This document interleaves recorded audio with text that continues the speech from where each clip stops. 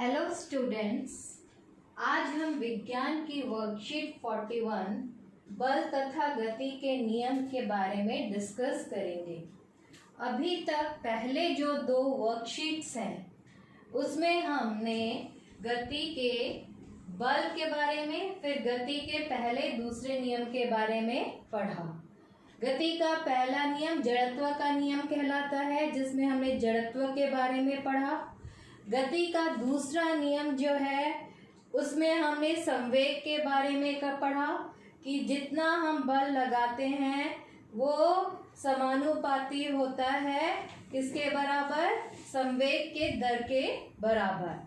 तो ये हमने पढ़ा था और उससे ये भी फॉर्मूला निकला था, बल इज इक्वल टू द्रव्यमान गुणा त्वरण। इन सब के बारे में हमने पढ़ा था।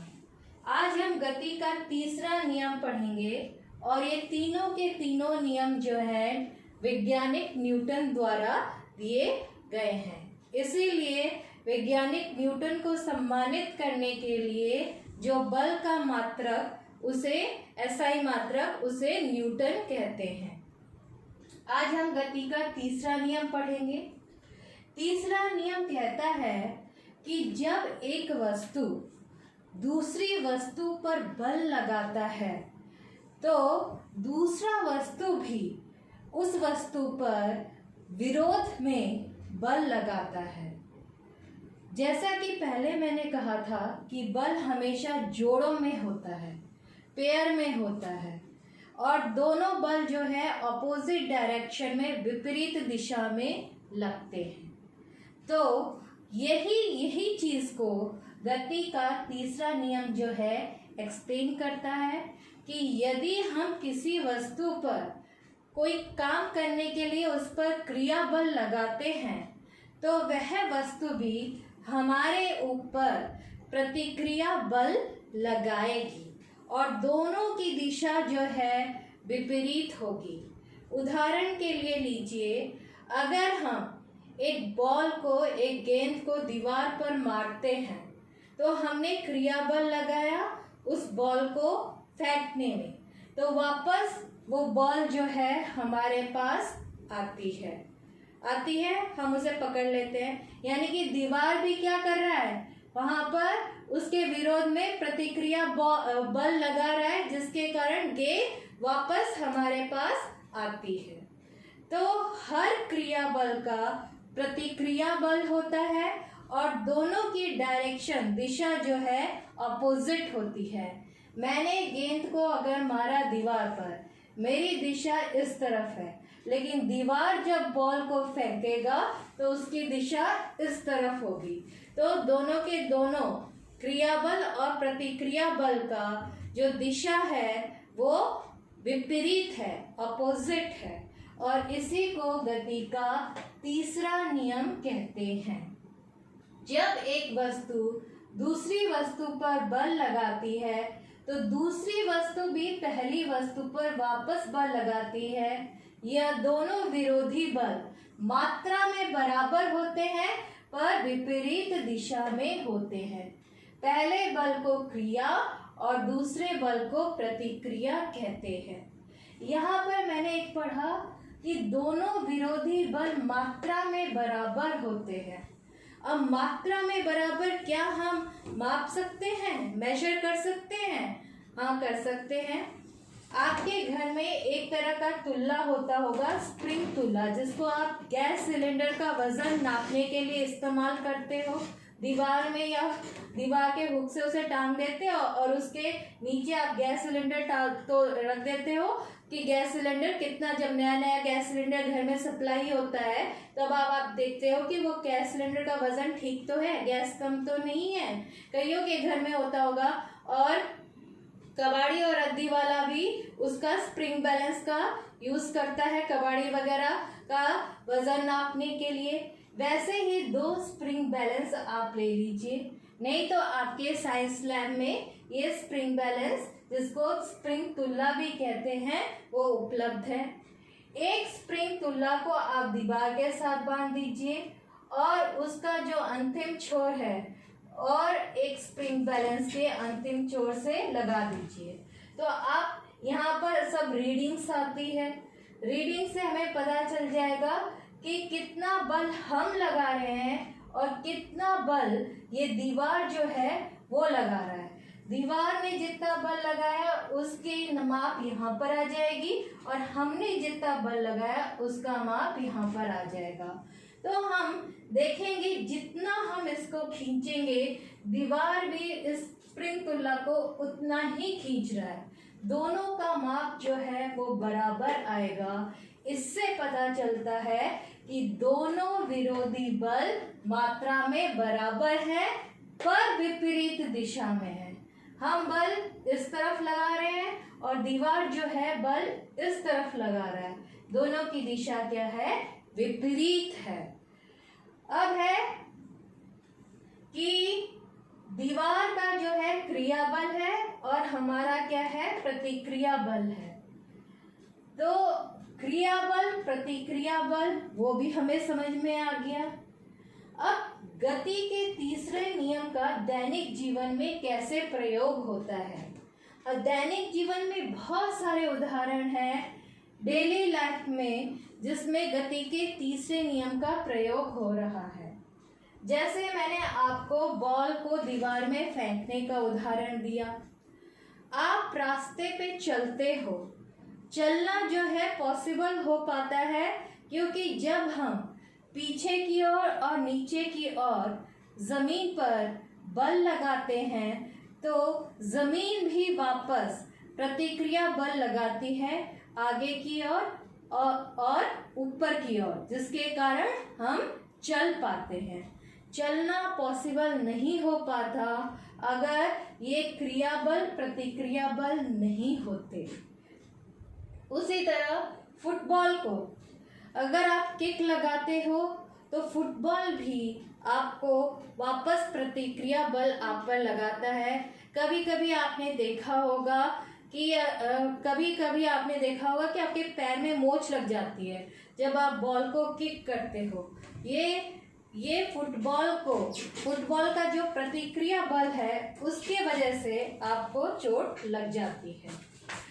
उसके बाद खेल में फुटबॉल में क्रिकेट में आपने देखा होगा कि जब आप अपने दोस्त के साथ टकरा जाते हो तो आप दोनों ही दौड़ रहे होते हैं और दोनों एक दूसरे से टकरा जाते हैं तो दोनों के दोनों घायल हो जाते हैं, दोनों को चोटें लगती है। एक ने क्रिया बल लगाया तो दूसरा का प्रतिक्रिया बल आप पर लगा तो दोनों के दोनों क्या होते हैं? जब आपस में दौड़ते दौड़ते टकरा जाते हैं खेलकूद के दौरान दोनों के दोनों चोटिल हो जाते हैं। उसके बाद है बंदूक में गोली छोड़ने पर बंदूक का प्रतिक्षेपण। अगर आपने कभी भी बंदूक पकड़ा है, राइफल पकड़ा है तो आपने देखा होगा कि जैसे ही आप बंदूक चलाते हो बंदूक पीछे की ओर जाती है। इसीलिए जब राइफल वगैरह चलाते हैं आपने टीवी में देखा होगा सोल्जर्स वगैरह उसे कंधे से सटा कर लगाते हैं क्योंकि जैसे ही आपने राइफल चलाने को क्रिया बल लगाया तो गोली जब आगे जाएगी तो बंदूक पर प्रतिक्रिया बल लगेगा और बंदूक जो है पीछे की ओर होगा। पीछे की ओर होने के लिए उसको कुछ सपोर्ट चाहिए जिसकी वजह से उसको कंधे से सटाया जाता है। अगर कंधे से नहीं सटाया जाएगा तो बंदूक राइफल जो है वो पीछे चला जाएगा और आपका निशाना जो है यहाँ वहाँ चला जाएगा। कभी कभी अभी एक वीडियो दिखा रहा था कि एक छोटे बच्चे को राइफल पकड़ा दिया गया था तो जब राइफल में उसने गोली चलाई तो राइफल पीछे की ओर हुआ और वो बच्चा राइफल के साथ पीछे की ओर गिर गया। तो उसकी गलती ये थी कि वो छोटा बच्चा था और उसे पता नहीं था कि राइफल को कैसे पकड़ा जाता है। इसीलिए राइफल को जो है वो कंधे से सटा के रखते हैं कि जब राइफल पीछे की ओर प्रतिक्रिया बल से पीछे की ओर होगा तो उसे एक सपोर्ट मिलना चाहिए और गोली जो है सही दिशा में सही निशाने पे लगना चाहिए। उसके बाद है और एक है रॉकेट का ऊपर उड़ना। अब रॉकेट को अगर ऊपर की ओर उड़ेगा आपने देखा होगा जो धुआं या गैस है वो नीचे की ओर जाती है, टीवी में देखा होगा। तो धुआं और गैस जब नीचे की ओर क्रिया बल लगाती है तो जमीन जो है वो भी उसके ऊपर प्रतिक्रिया बल लगाती है, बिल्कुल उसके विपरीत दिशा में और इक्वल मात्रा में। तो जिसके कारण क्या होता है, रॉकेट इतनी तेज गति से ऊपर की ओर जाता है। उसके अलावा जैसे आपने देखा होगा, कईयों ने अगर नाव में अगर कभी सवारी की है तो नाव से उतरते समय आप नाव को अगर पीछे की ओर धक्का देते हो आगे कूदने के लिए, तो नाव भी जो है आगे की ओर आपको धक्का करता है। नाव के आगे की ओर कूदने की स्थिति में नाव का पीछे की ओर गति करना। जब आप आगे कूदते हो, आगे कूदने के लिए आप क्या करते हो, नाव को पीछे की ओर धकेलते हो और नाव भी जो है प्रतिक्रिया बल करता है, जिसके कारण आप आगे कूद पाते हो। तो आप अगर पीछे की ओर क्रिया बल लगा रहे हो तो नाव आपको आगे की ओर विपरीत दिशा में प्रतिक्रिया बल लगा रहा है, जिसके कारण आप कूद पा रहे हो। अब तैरने में आप क्या करते हो, पानी को पीछे की ओर करते हो और पानी जो है वो आपको आगे की ओर धकेलता है, जिसके कारण आप स्विमिंग कर सकते हो। नाव का खेना ले लो। नाव को खेलने के लिए जब हम डंडा चलाते हैं तो हम पानी को पीछे ही तो धकेल रहे होते हैं और पानी क्या होता है, नाव को आगे धकेलता होता रहता है। तो क्रिया का प्रतिक्रिया हो रहा है, जिसके कारण नाव चलती है। उसके बाद एक है ट्रैम्पोलिन खेल। ट्रैम्पोलिन खेल में एक रबर की शीट है जिसके ऊपर बच्चे कूदते रहते हैं और जब बच्चे कूदते हैं वो भी उन्हें वापस और क्या कर देता है, बच्चे जब नीचे कूदते हैं वो रबर की शीट उन्हें ऊपर धकेल देता है, तो वो और जोर से जंप लगता है। आपने ये देखा होगा। तो ट्रैम्पोलिन खेल में भी बच्चे का नीचे कूदना क्रिया बल है और ट्रैम्पोलिन का बच्चे को ऊपर की ओर धकेलना प्रतिक्रिया बल है। तो ये बहुत सारे उदाहरण हैं, आपको बस उसको खोजना है कि कहाँ पर गति का तीसरा नियम आपका लागू हो रहा है, क्रिया बल का प्रतिक्रिया बल। तो इस वर्कशीट में इतना समझाया गया था। अब हम प्रश्न उत्तर पर आ जाते हैं। प्रश्न में पहला प्रश्न है कि गति का तीसरा नियम लिखिए। तो यहाँ पर मैंने पूरा एक्सप्लेन कर रखा है, इसको लिख लीजिएगा। प्रश्न 2 है कि कागज में हम क्या लिख पाते अगर वो कागज विरोध नहीं करता। नहीं, हम नहीं लिख पाते, क्योंकि हम कागज पर जब लिख रहे हैं तो हम कागज पर क्रिया बल लगा रहे हैं, जिसके विरोध में कागज क्या कर रहा है, प्रतिक्रिया बल लगा रहे हैं, जिसके कारण हम कागज पर लिख पा रहे हैं। प्रश्न 3 है कि एक सैनिक जब राइफल से गोली दागता है तो राइफल को कंधे से सटा लेता है, क्यों? क्योंकि राइफल से जब गोली चलती है क्रिया बल, तो उसके प्रतिक्रिया में क्या होता है, राइफल पीछे की ओर जाती है और पीछे की ओर जब जाती है तो उसको सपोर्ट देने के लिए उसे एक कुछ होना चाहिए। तो हमारा कंधा एक तरह से उसको सपोर्ट देता है ताकि गोली ठीक निशाने में जाकर लगे।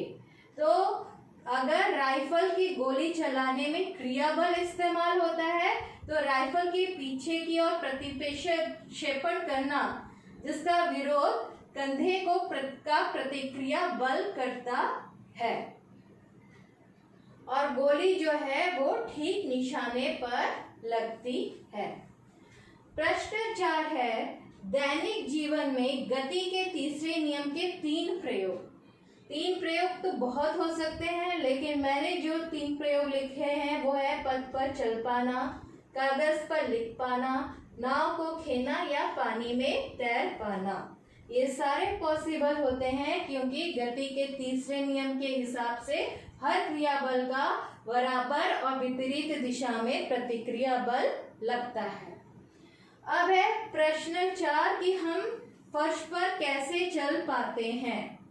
मैंने जैसे बताया था पहले भी, फर्श पर जब हम चलते हैं हम पीछे की ओर और नीचे की ओर क्रियाबल लगाते हैं, जिसके फलस्वरूप जिसका विरोध फर्श करता है और हमें आगे की ओर और ऊपर की ओर प्रतिक्रिया बल लगाता है, जिसके कारण हम फर्श पर चल पाते हैं। तो ये आज की वर्कशीट थी। नेक्स्ट वर्कशीट में हम फिर से मिलेंगे। Thank you.